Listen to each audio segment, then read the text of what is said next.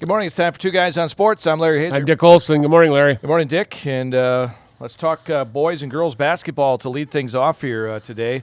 First in boys basketball, where Columbus Catholic still holds that top spot in the Eastern Chlor Belt and ranked number 1 in Division 5. Yeah, and going strong. Yeah. And now that Emmett Konitsky's back, and he looked tremendous against Neillsville, 7 3-pointers. But it looks like they've got all guns a-blazing, and they are really going to be a force come WIA division tournament time, Larry. So. Yeah, we thought the Columbus Catholic Owen Withee game was going to be kind of a good one, but no.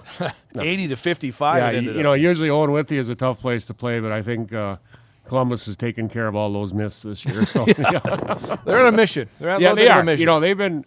They've been building for this year for a long time with these several seniors, Konitsky, Moore, Jacoby, et cetera, et cetera.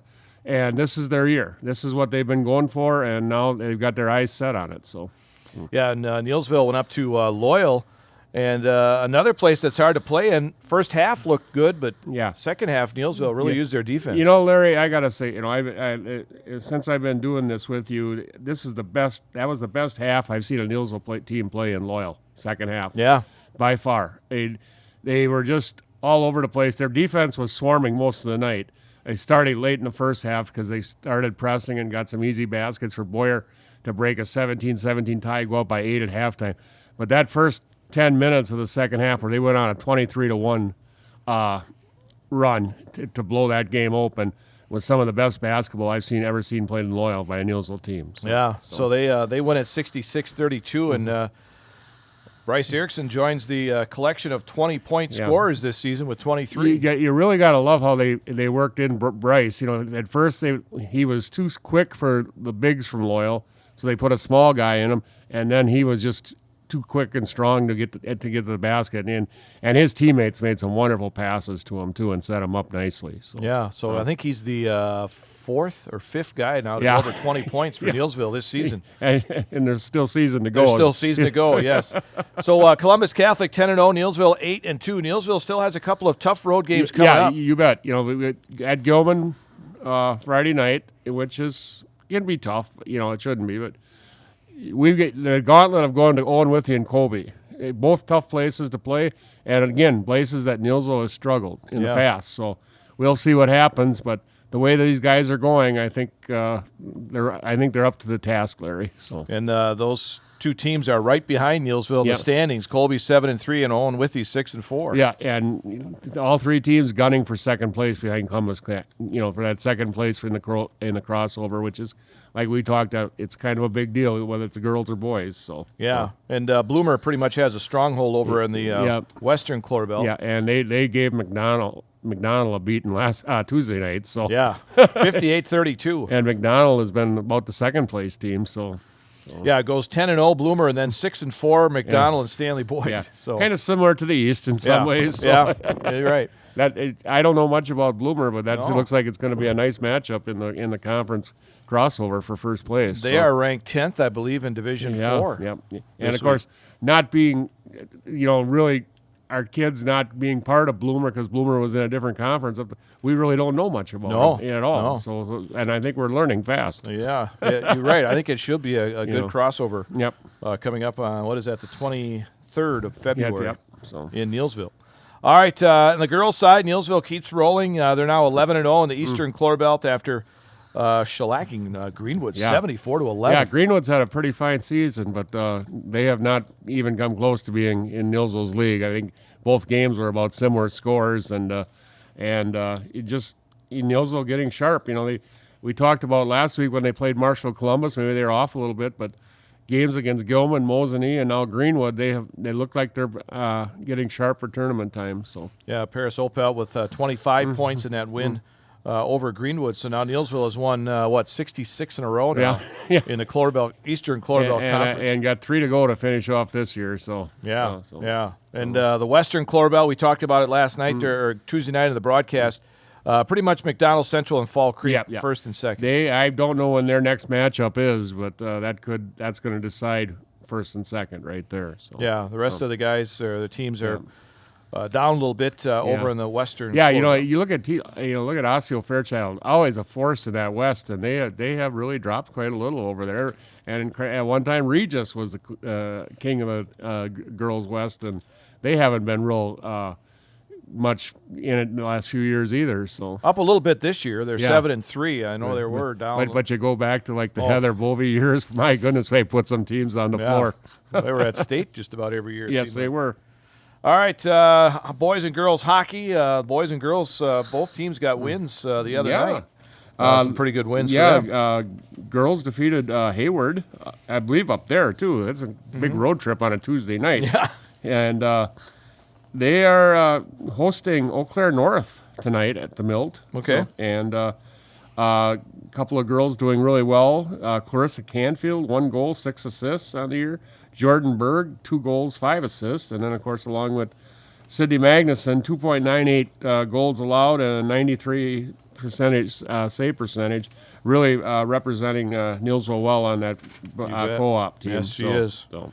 On the boys' side, Black River Falls Co-op blanked West Salem on Tuesday night, and Wyatt Hanna of Neillsville had a goal for the Tigers. I believe Wyatt now has 2 goals and 9 assists on the season, so he's having a nice year too. Yeah, so you bet. So all right, so things are, you don't hear a lot of kids that are on those co-op teams, but it gives them an opportunity to play at least. It seems like everybody else, you go back to like with the Zoskis and a few, everybody gets down there. They seem to contribute from up here. Yeah. So, which says a lot about how they were taught up here, but also about the whole co-op that they're fitting in nicely down there also. So you bet. All right, and then wrestling. The Marywood Conference Wrestling Tournament was held last weekend up in Phillips. And how about Marathon ending Stratford's run of 10 straight titles? 10 years in a row. That is really something, first of all. But, Marathon has got some outstanding individuals this year. And it starts at 106 with Blake Underwood, and he's undefeated. He was a champion at 106. And, of course, he is the son of 4-time state champion Craig Underwood of Athens. And he leads the way. Marathon had 4 champs on the day. And then Stratford 3, Auburndale 3, Phillips 2, and Chequamegon 1. And then Harrison Gravine from Edgar was the heavyweight champion. Of course, we knew that name pretty well from football. In points, Marathon 239, Stratford 227. So in 2 weeks, they'll all be at the same regional. So oh, really? Yeah, they'll all be D3 regional. And I don't know who else is going to be there, but definitely all these teams will be at that D3 regional. So wow, there should be good matches. You bet. And then, you mix in probably a Cadott is going to be there. Cadott brings some individuals. It used to be St. Croix Falls used to come over to that regional and sectional, but now they're up in Division 2, so you don't have that to worry about anymore. So. And then, of course, the Cloverville Conference Wrestling Tournament is coming up this weekend. I had a chance to talk with head coach Scott Bryant of the NGL Warriors earlier this week, and he talked about his season and this Cloverville Conference Tournament coming up Saturday in Neillsville. All right, Coach, first of all, congratulations on winning the conference dual title this year. Thanks. A little bit unexpected. We got a really young team. Half our team are consisting of inexperienced freshmen, but we were able to move kids around to the right spots at the right time in order to pull out some dual meet wins, that some people kind of were not expecting us to do. So it was a lot of fun. The kids are pretty excited about it. Yeah, I was just going to say, you come into this season having graduated a number of outstanding wrestlers from over the years, so you had to be pleasantly surprised at how well this team did. Yeah, our first match that we had a non-conference duel against Medford. They were ranked 6th in the state, and they kind of took it to us, and everyone kind of thought, boy, we're not going to be very good. But then, we got matched up with some other teams that we're more equal with, and like I said, we were able to move some people around, and we end up winning all the rest of our duels and winning the dual meet conference championship. Were you a little bit surprised as a coach as to how well your team did this year in the regular season? Yeah, I was surprised in a good way. So, yeah, right. I'm happy for the kids. I'm happy for their success. The big thing is that we got a group of the young kids that are showing up and working hard, and they're getting better each and every day. And I think they made a lot of improvements throughout the year. Any of the weight classes that kind of surprised you a little bit as how well they did? Well, I think just overall, Okay. all the kids together kind of stuck together and encourage each other to do the best that they can. I don't know if there's anybody that's really standing out, but they're working to do the best. And, we talk about not giving up pins and saving points that way, even though you lose. And when you got a chance to get bonus points, you got to go for your bonus points. And some of those duels that we got into and that were close, it came down to that, who had the most pins or who had the most bonus points. And so they're starting to understand why that's so important. Okay. Now you got the conference meet coming up Saturday here in Neillsville. How do you see that shaping up? First of all, for Neillsville, how do you see you guys fitting in there? We'll be competitive. We'll be up in there. Our short end of it is that we'll probably only fill 12 of the 14 weight classes, but that's kind of common nowadays. It's hard for small teams to be filling up all 14 weight classes with 14 different sized kids. I think the key one that may be able to fill all the weight classes is Regis Altoona. They got the most kids within the conference on their team, and they got a couple state qualifiers that are returning, and they're looking pretty good. And with the extra bodies that can score points, that they might be the favorite in the tournament. Okay. What about any weight classes? I know you've seen all these wrestlers throughout the year. Any weight classes that are going to stick out that will be pretty competitive? There's state type quality within probably just about every weight class within the tournament itself. Kids that have been there, or kids that have the ability to get there, I believe. There'll be some good matches once it gets to the finals, maybe semifinals, and it'll be fun to watch, and it'll be competitive. At the tournament level, we can't switch weight classes around or switch people around, so once you declare where they're at in that tournament, that's where they got to stay, and they got to go with the matchup. All right, well, good luck on Saturday. All right, thank you. That's NGL Wrestling coach Scott Bryant. And, I told Scott after I did the interview, even though I brought up what individual classes he thought were going to be, he didn't really single anybody out. No. He wanted to make sure that it was a team effort. Yeah, and I think that's the key word about this bunch. You don't have, other than probably Hudson, Sebastian Opel, Dane Luchtron, outstanding individuals, but you've got kids that go out and get those third, fourth, fifth place and really contribute to the team. And I think Scott should be very proud of this bunch and the coaching job he and his staff of Kenny Fremont and Carl Opel have done, because, like we said, there's 3 seniors and then and a couple of juniors, but a lot of freshmen and sophomores, and they're contributing. So, but how do you see that? He thinks Regis Altoona. I think Regis Altoona is. They have some. I think they have probably the most depth. Probably we'll see. Cadot's going to figure in there somewhere with some of their end, and Abby Colby also brings a couple of outstanding wrestlers, so they're going to figure in there. There's 14 ranked wrestlers that are going to be in this tournament. The weights might be differ, but Regis brings. Of course, Regis is in Division I this year, but Chase Koska at 138 is number 10. Braden Elby, good-looking 190. He's number 4. And then in D2, you have Tristan Smazel from Abby Colby. He's number 10 at 120. Brecken Brzezinski from Stanley Boyd, number 5 at 138. Landon Hole from Stanley Boyd, number 11 at 144. Hudson is number 6 at 150.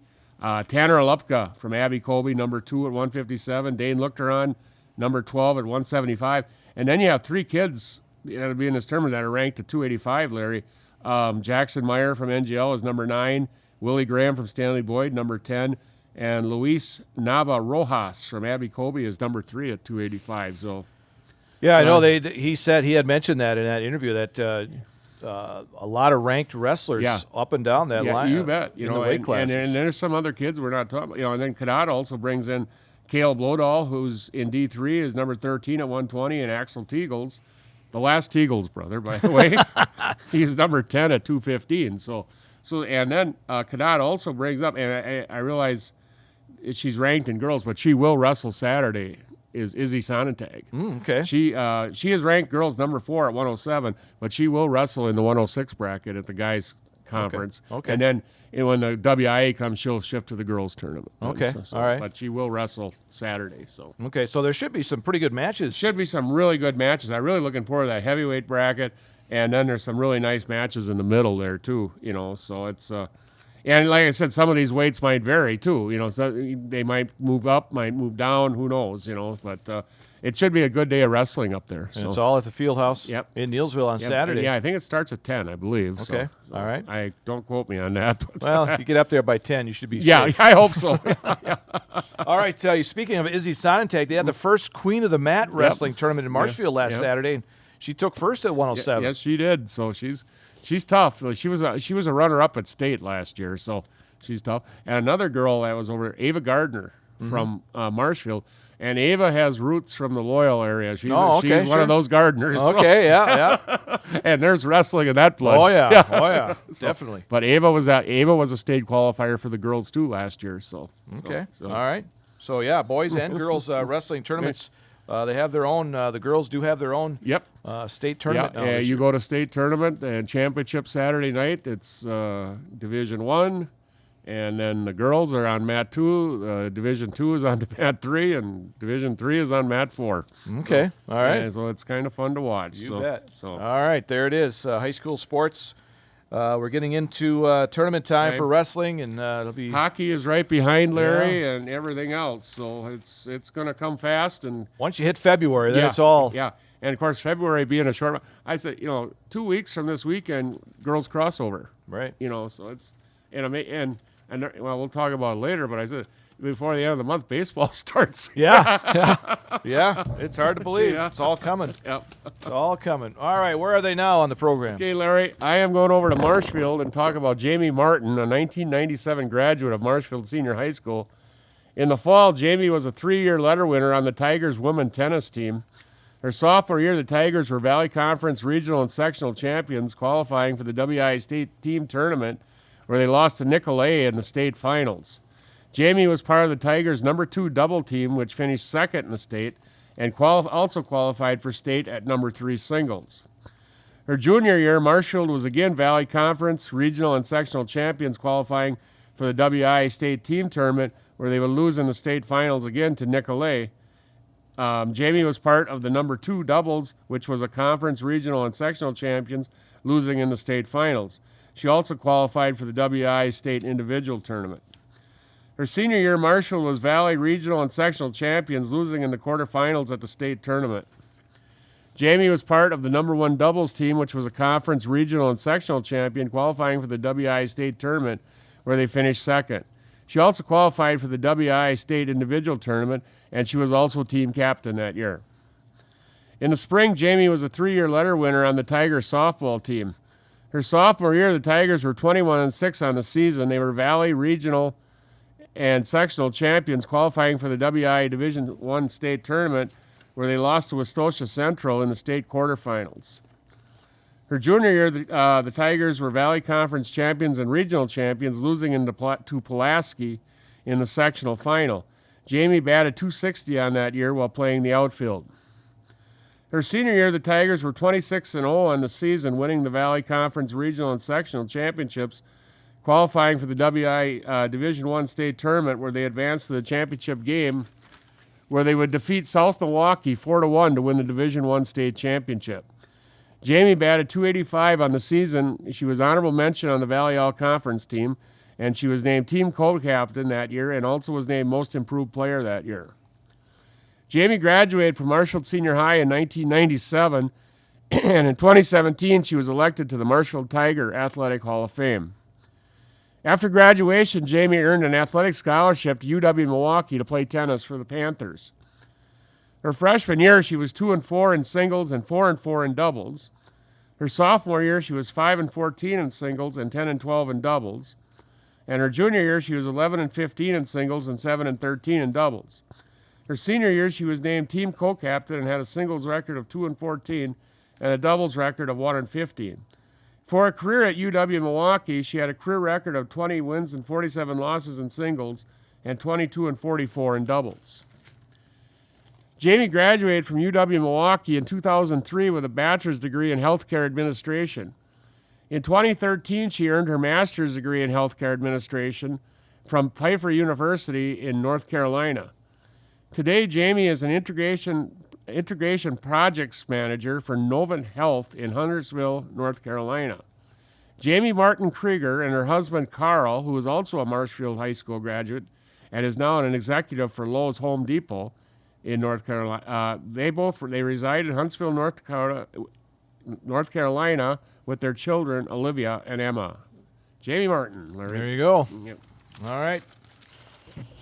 Well, we talked about baseball, but let's get into the college basketball first because we talked about a little bit the other night the impressive move that the Wisconsin Badgers did at the top 25. Yeah, 7 spots to number 6, so they now have their highest ranking since 2020. So pretty amazing. So, but tough one tonight, and the reason I say that, they're going to Nebraska tonight, which is usually a tough place to play, but they host number 2 Purdue on Sunday, and I don't think they should be looking ahead over Nebraska to get to Purdue. So, no, it won't be. And it's we talked about playing at Loyal and at Owen Withee. Yeah. You play on the road in the Big Ten. Yeah, it's tough. Yeah, and I'll tell you what, no matter what the record, fans in Nebraska really go for their teams. Because that is their state team. Right. I mean, they don't have a Milwaukee Bucks or anything like sure. that. Nebraska sports is their baby. So yes, indeed. So, I was going to talk to Larry too. Wisconsin winter sports in general are having a tremendous year here. Yeah, they are. And the one that I haven't really paid attention to it, but Wisconsin women's basketball, Larry, they're 10-9 on the season, 3-6 on the year, which is a marked improvement what they've been in a long time. But this week, Sarah Williams was named Big Ten Player of the Week, and Tessa Grady was named Big Ten Freshman of the Week. First time in the program history the Lady Badgers have ever swept those 2 awards. That's pretty interesting. Yes, it is. So, and they're at Ohio State tonight. Yep, and they're at Northwestern Sunday. So okay. But then the women's hockey team is 22-4 on the season. They're ranked 2nd in the country. They're hosting St. Cloud State this week at LeBon Arena. And then the men's hockey is 25-1. They're ranked 4th in the country, host Minnesota at the Kohl Center this weekend. And finally, wrestling is ranked 14th in tournament rankings and 23rd in dual team rankings.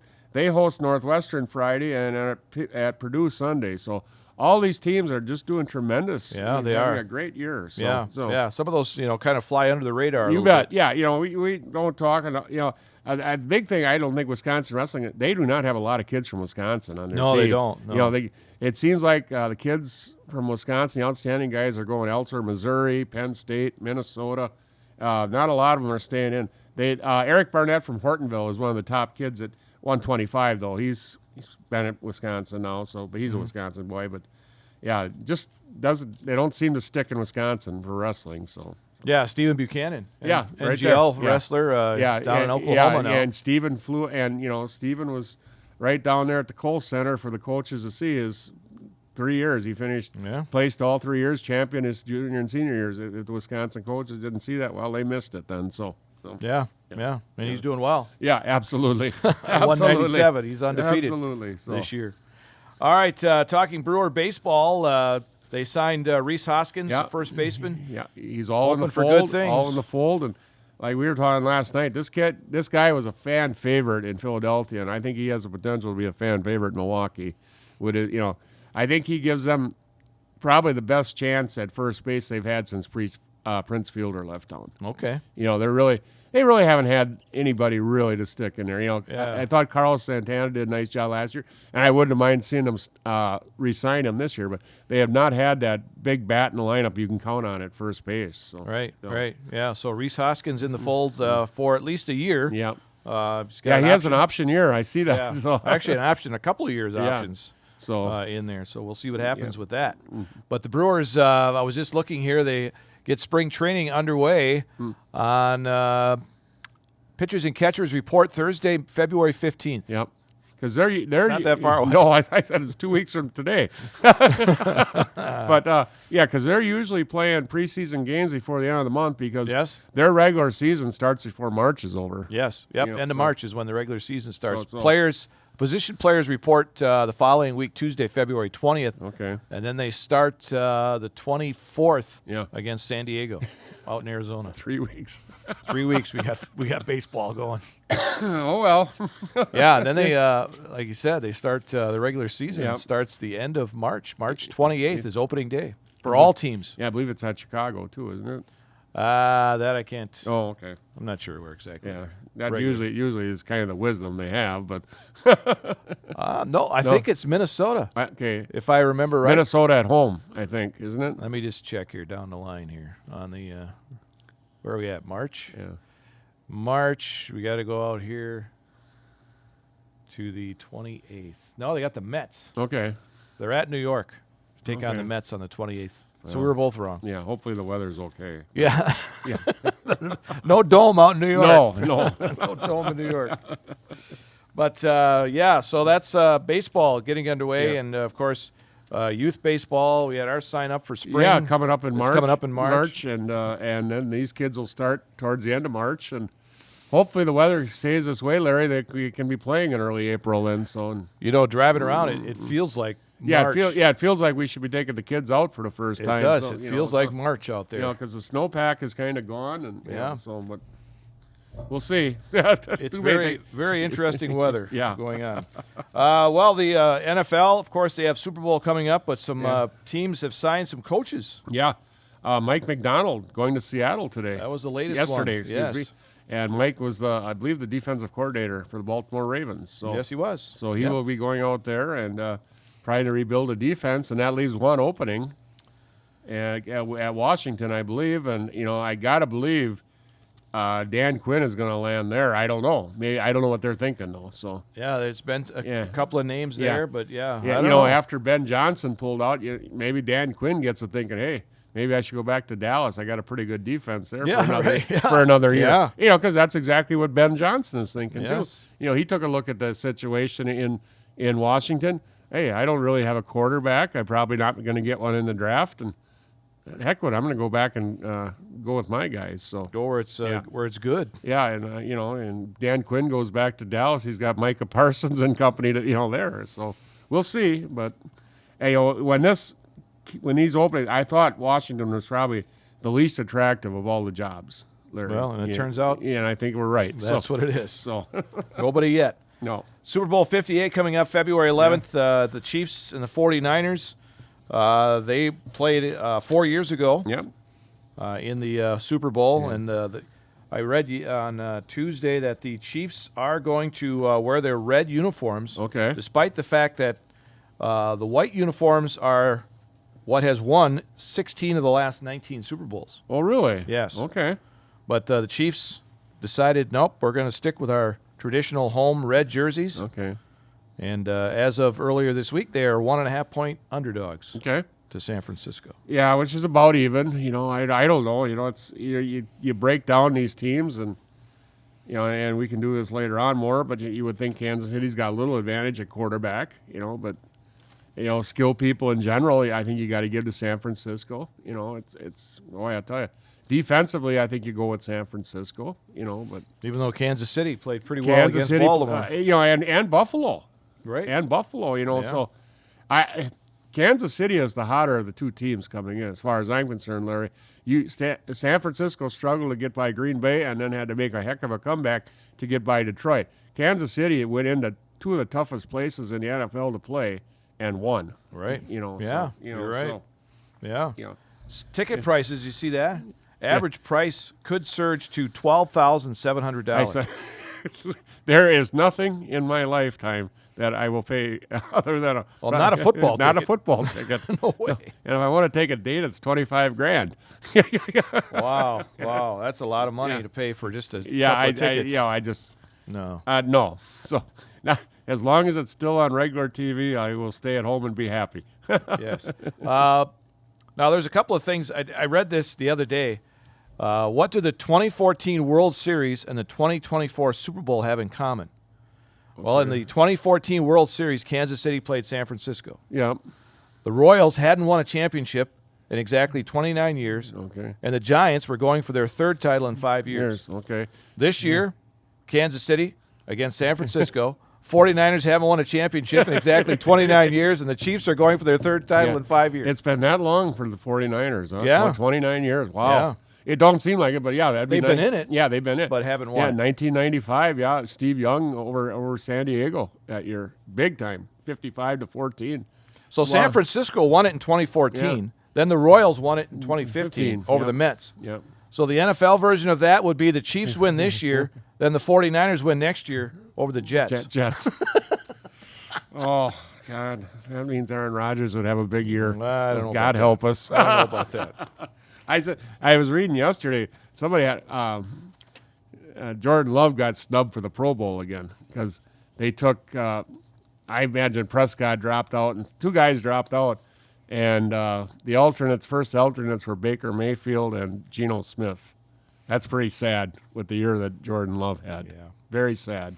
But the Pro Bowl, I mean, what are you playing, a flag football game? Flag football, yeah. I guess it's just a be named to it. You know, Kenny Clark got named this week. Yep. So far, he's the only Packer. But you know, I had nothing against Baker Mayfield because I thought he probably had one of his finest seasons. Yeah. But Geno Smith, really? Yeah. Come on. Yeah, You know, over Jordan Love. Yeah, no way.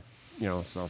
Bucks got a new coach in Doc Rivers, and well, they played he had to go out and play the Denver Nuggets on his first game as head coach. But I didn't watch a whole lot of it, Larry. But I thought their defense looked much more aggressive. They held a pretty good Denver team to 113 points. Yeah. Of course, they only scored 107 themselves.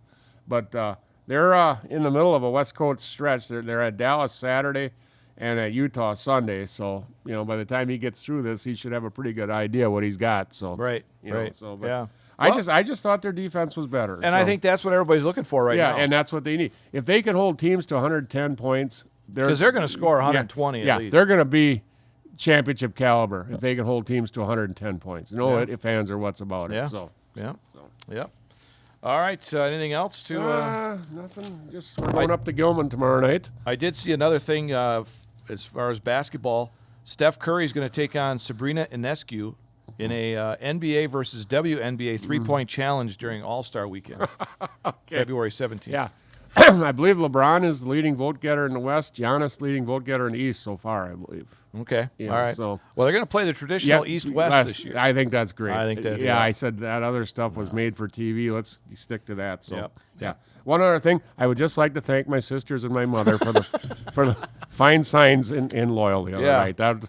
It meant a lot to me, and was a cool. lot of people got a lot of laughs out of it. Oh, yeah. So. And they weren't small signs No, either. no. They could have been seen from down the block. Yeah. They were pretty big. We'll be up in Owen Withee tonight for Neilsville and Owen Withee girls, 7:15 on 92.7 WPKG. Dick and I will be up in Gilman tomorrow night for the boys, Neilsville and Gilman, also on 92.7 WPKG. That'll do it for Two Guys on Sports. I'm Larry Hazer. I'm Dick Olson. We'll talk to you again next week.